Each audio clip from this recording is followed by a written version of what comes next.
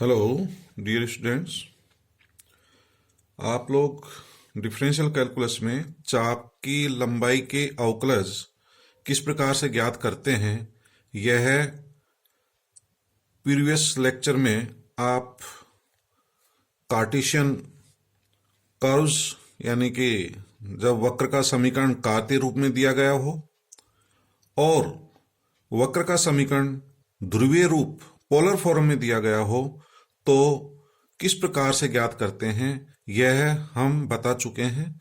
इनके फॉर्मूले और उनके प्रूफ करवा चुके हैं। अब उन्हीं फॉर्मूले पर कुछ क्वेश्चंस करवाने जा रहे हैं। यदि वक्र का समीकरण ध्रुवीय रूप में दिया गया हो तो चाप की लंबाई के अवकलज कैसे ज्ञात करते हैं, यह आज हम करवाने जा रहे हैं। तो डियर स्टूडेंट्स, आपको जो है फॉर्मूले विद प्रूफ हम करवा चुके हैं। उन्हीं फॉर्मूले को आप याद रखेंगे। आज हम फॉर्मूले को लर्न किस प्रकार से करेंगे, किस प्रकार से याद रखेंगे, यह बताने जा रहे हैं। जब वक्र का समीकरण ध्रुवीय रूप यानी कि पोलर फॉर्म r और थीटा के रूप में दिया गया हो तो चाप की लंबाई के अवकलज किस प्रकार से ज्ञात करेंगे, उनके फॉर्मूले किस प्रकार से याद रखेंगे, यह बता रहे हैं। तो एक तो आप समकोण त्रिभुज ले लें। ये कोई राइट एंगल ट्राइंगल है।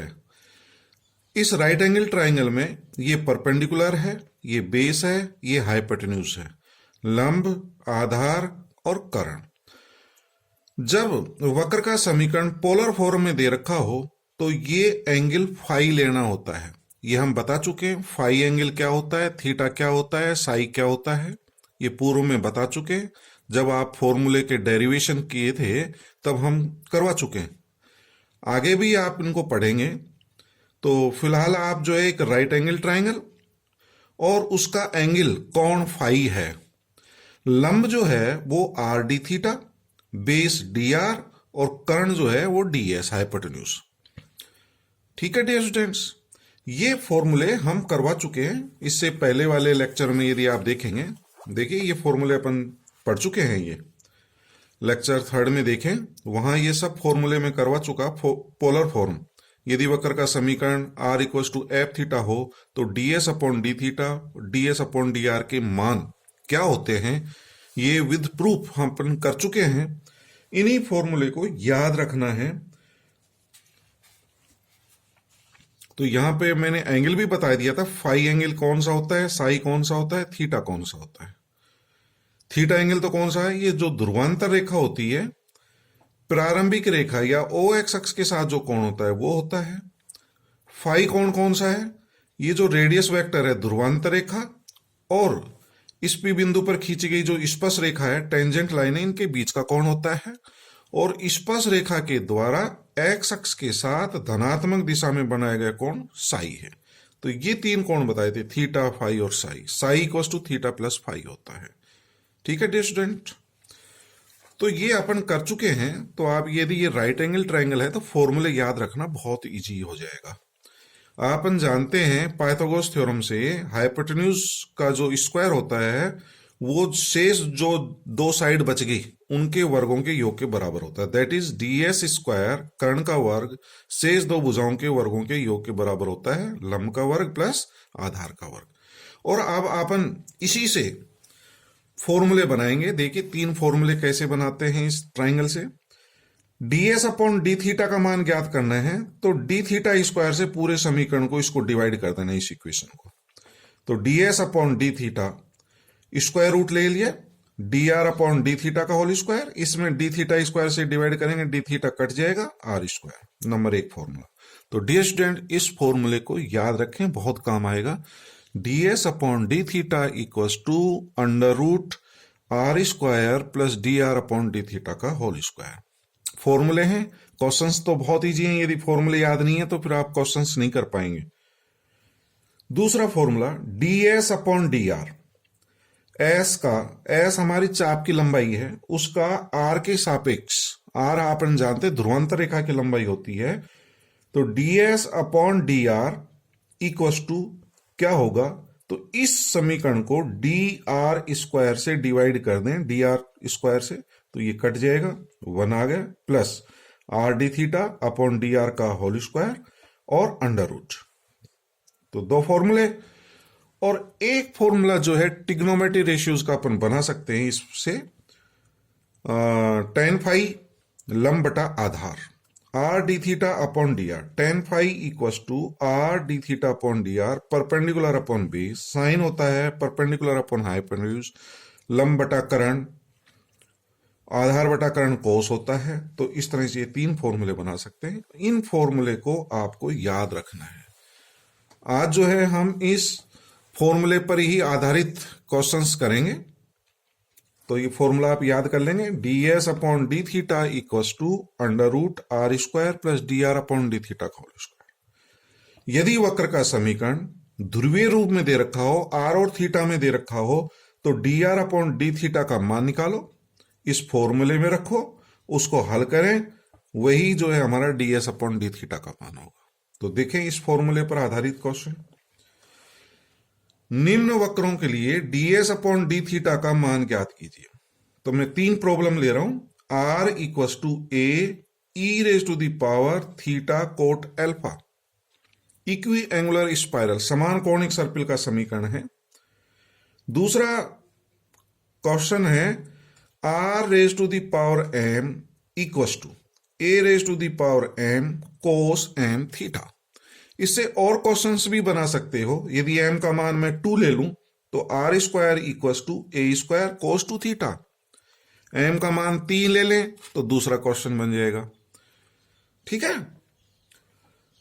थर्ड प्रॉब्लम है r equals to A upon theta square minus 1। तो डियर स्टूडेंट्स, आपको ds अपॉन डी थीटा का मान ज्ञात करना है। तो ds अपॉन डी थीटा का ये फॉर्मूला है।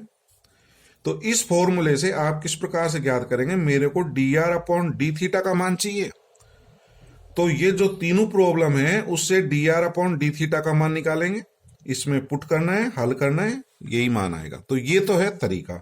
तो अब देखिए इसको किस प्रकार से सोल्व करेंगे।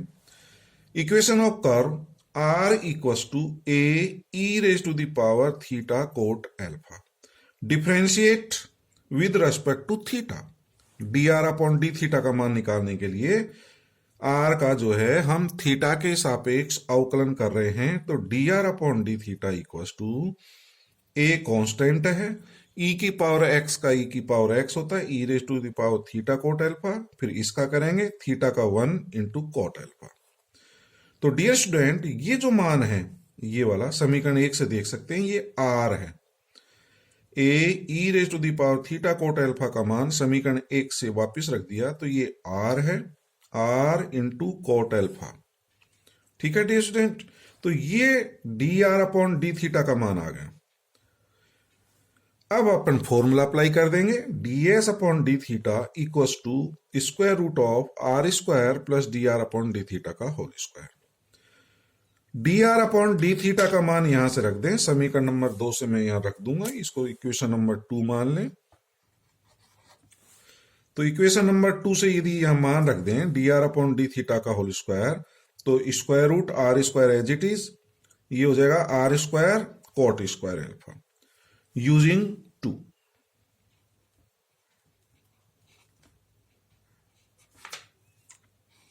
ठीक है डियर स्टूडेंट। तो ds upon D theta equals to R square common ले लें, और आर स्क्वायर कॉमन लेंगे तो उसका स्क्वायर रूट आर हो गया। तो स्क्वायर रूट में क्या बचेगा, 1 प्लस कोट स्क्वायर एल्फा। आपन जानते हैं 1 plus coat square theta cosec square theta होता है। तो 1 plus coat square alpha cosec square alpha होगा, और उसका स्क्वायर रूट लेंगे कोसेक एल्फा। तो यही इसका आंसर हो गया। और आगे ये भी आंसर लिख सकते हैं, आर का मान समीकरण 1 से रख दें तो ये भी आंसर हो सकता है। तो डियर स्टूडेंट, आप तरीका समझ गए होंगे। D S upon D theta का फॉर्मूला लगाना है, D R upon D theta का मान ज्ञात करें, फॉर्मूले में रख दें। ठीक है। इसका जो है आप लॉग लेकर के भी मान ज्ञात कर सकते हैं, log are plus log A plus theta cot alpha, और डिफरेंशिएट कर दें थीटा के सापेक्ष, लॉग लेकर के भी डिफरेंशिएट किया जा सकता है। सेकंड प्रॉब्लम देखें, R raise to the power M equal to A raise to the power M cos M theta, ये वक्र का समीकरण है। जब ये रेज टू दी पावर में हो तो log लेकर के हल करना ज्यादा सुविधाजनक है। तो डियर स्टूडेंट, मैं इसका log लूंगा।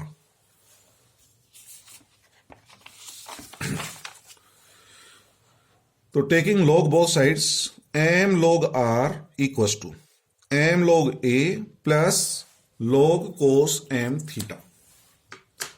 ठीक है, log ले लिया। अब differentiate with respect to theta, m log r का 1/r dr upon D theta equal to, ये कांस्टेंट है 0 प्लस log का आप जानते हैं log x का 1/x होता है, तो 1 cos m theta, cos m theta का करेंगे minus m sin m theta. तो डियर स्टूडेंट, m से m दोनों तरफ कैंसिल हो जाएगा, तो 1/r dr upon D theta equal to, अपन जानते हैं साइन अपॉन कोस 10 होता है, तो माइनस 10 m थीटा। तो dr अपॉन डी थीटा का मान निकाल सकते हैं, r को क्रॉस मल्टीप्लाई करते हैं, तो dr upon D theta equal to minus r 10 m theta, equation number second. अब फॉर्मूला अप्लाई करें, ds upon D theta equal to square root of r square plus dr upon D theta का whole square होता है। dr upon D theta का मान समीकरण number 2 से इसमें रख दें, तो हमारा ये प्राप्त हो जाएगा r square plus dr upon D theta का मान ये रख देंगे r square 10 square m theta, r square common लें और उसका अंडर रूट लेंगे r 1 plus 10 square sec square m theta square root sec m theta. तो ये इसका आंसर होगा। तो ds upon D theta equal to r sec m theta. यदि r का मान रख दें तो इसका दूसरी फॉर्म भी बना सकते हैं, ds upon D theta equal to r की वैल्यू यहां से अपन निकाल सकते हैं समीकरण नंबर 1 से। यहां देखें समीकरण 1 से, ये समीकरण नंबर 1 है। तो m को हटाने के लिए दोनों तरफ raise to the power 1/m कर दें, तो r इक्वल टू ये a हो जाएगा, 1/m से करेंगे तो cos m theta raise to the power 1/m। तो ये वैल्यू अपन यहां रख दें r के स्थान पर, ये प्राप्त हो जाएगा। इसको मैं sec में चेंज कर रहा हूं। अपन जानते हैं cos थीटा जो होता है 1/sec थीटा होता है, तो a sec m थीटा, इसको sec में बदलेंगे नीचे चला जाएगा, sec m theta raise to the power 1/m। और a sec को जो है दोनों को एक साथ इकट्ठा कर लें, sec m theta raise to the power 1 minus 1/m, m LCM, तो m माइनस 1/m आ जाएगा sec m थीटा की पावर। तो यही अपन को सिद्ध करना था। डियर स्टूडेंट्स, यहां एक रिजल्ट अपन और सिद्ध कर लेते हैं, क्योंकि ये आगे जो है दिया गया है। Also prove that a raise to the power 2m d2r upon ds square plus m into r raise to the power 2m minus 1 equal to 0, ये प्रूव करना है। ठीक है, तो अपन को d2r अपॉन ds स्क्वायर का मान चाहिए। किसका मान चाहिए? d2r अपॉन ds स्क्वायर का। तो सबसे पहले मैं dr अपॉन ds का मान निकालूंगा डियर स्टूडेंट। तो dr upon ds equal to क्या लिख सकते हैं? dr अपॉन ds का मान निकाल लें। dr अपॉन ds का मान जो है आप दूसरे तरीके से निकाल सकते हैं, इस फॉर्मूले से निकाल सकते हैं, जो दूसरा नंबर का फॉर्मूला किया था इससे भी निकाल सकते हो। ds अपॉन dr का मान निकाल लें, उल्टा कर दें, इससे भी निकाल सकते हो।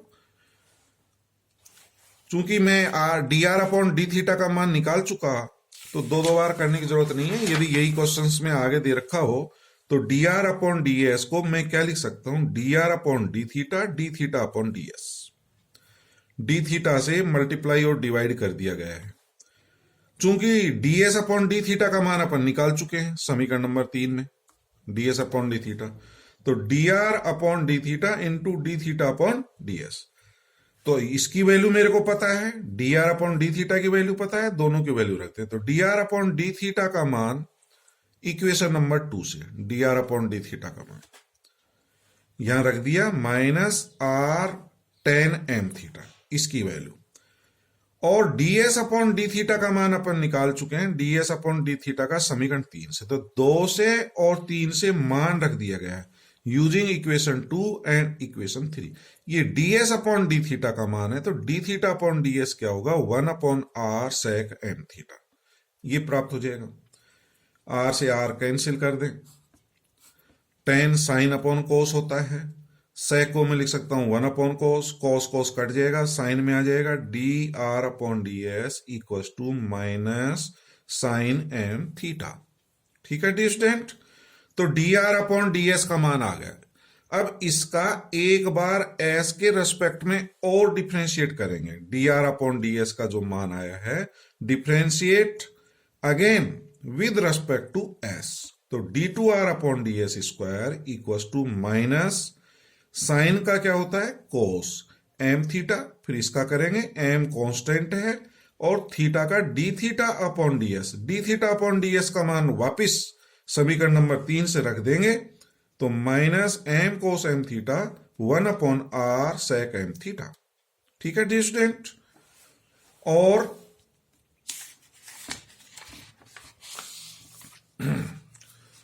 D two R upon D S square equal to minus M upon R, ये जो है सेक एम थीटा जो आया है इसको कोस में चेंज कर लें, 1 अपॉन कोस ऊपर चल जाएगा, कोस स्क्वायर एम थीटा, तो ये हो गया हमारा कोस एम थीटा का होल स्क्वायर। और कोस एम थीटा का मान दिए गए वक्र के समीकरण से मैं रख सकता हूं। अपना जो है इक्वेशन क्या दे रखी है, दी गई समीकरण है हमारी R raise to the power M equal to A raise to the power M cos M theta, ये हमारी समीकरण है। तो यहां से कोस एम थीटा का मान निकालें दिए गए वक्र के समीकरण से, ये अपना वक्र का समीकरण है डियर स्टूडेंट। तो यहां से कोस एम थीटा का मान R raise to the power M upon A raise to the power M. ठीक है, तो ये मान रख दिया यहां पर, इसका होल स्क्वायर करूंगा तो minus M R raise to the power 2m, इस आर को ऊपर ले जाना, R raise to the power 2m minus 1 upon A raise to the power 2m। तो डियर स्टूडेंट अपन को सिद्ध क्या करना था वो भी देख लें। तो D two R upon D S square का मान ज्ञात हो गया, ये इसकी वैल्यू निकल गई। इसको A raise to the power 2m से मल्टीप्लाई करेंगे, तो दोनों तरफ रिजल्ट को देखते हुए जो अपन को सिद्ध करना है, जब D two R upon D S square का मान ज्ञात हो गया तो इस समीकरण को दोनों तरफ A raise to the power 2m से गुणा कर दिया, तो A raise to the power 2m D two R upon D S square, इसका पक्षांतरण कर लेना, plus M R raise to the power 2m minus 1 और A raise to the power 2m cut जाएगा, तो या तो गुणा कर दो या इसको क्रॉस मल्टीप्लाई कर दो, कुल मिला के हल करना है, और यही अपन को सिद्ध करना था डियर स्टूडेंट्स।